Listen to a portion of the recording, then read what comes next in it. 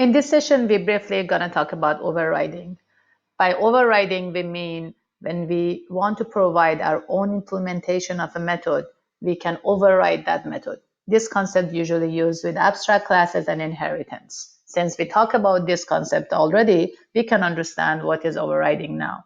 The keyword we use to override a method is just override. So all you need to do, you just need to say override, and the rest is the same. Like you can say the method signature, and then you implement the method. Let's just look at the example we had. So we had a class student, which was the abstract class. We had abstract method get attendance year, which had no body and no implementation. Graduate student was a class that was inheriting from students. So graduate student inherits from student class.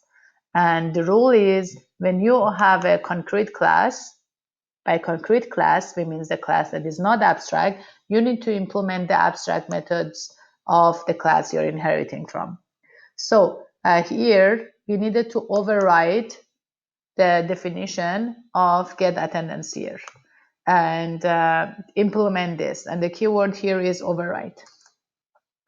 Overriding the method is not only for abstract methods. For example, the class student has a method def print info which has a body.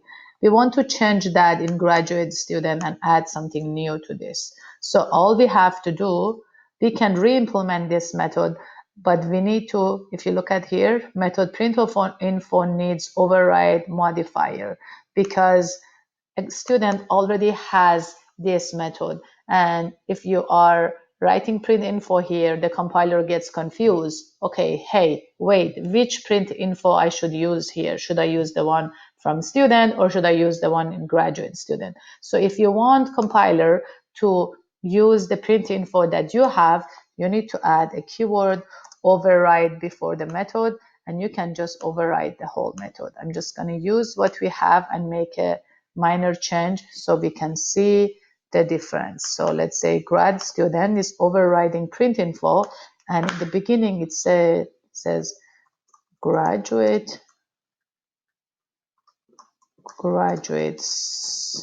student information is and now in the demo what we did, we created a graduate student object, right? And we call the print info. So we're gonna see if this print info is gonna be used, is gonna be the one that is implemented in student class or graduate student.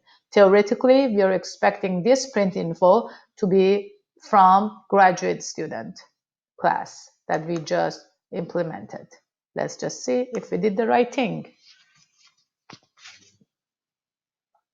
So we see here that we have graduate student information is. So about overriding, we use the override keyword when we want to create our own implementation of a method from a parent class. And also we need to override the methods of an abstract class if we have a concrete class. And that's it for overriding. It's as simple as this. Thank you.